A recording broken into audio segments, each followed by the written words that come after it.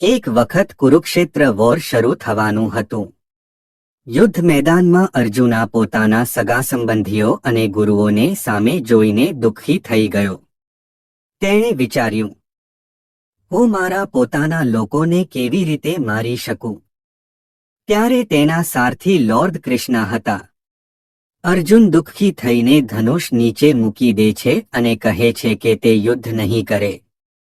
ત્યારે ભગવાન કૃષ્ણ અર્જુનને જીવનનો મહાન ઉપદેશ આપે છે.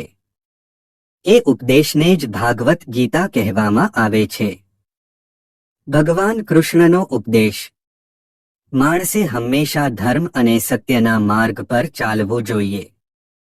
કર્મ કરવું આપણું કર્તવ્ય છે, ફળ ભગવાન પર છોડવું. આત્મા ક્યારેય મરતી નથી, શરીર બદલાય છે.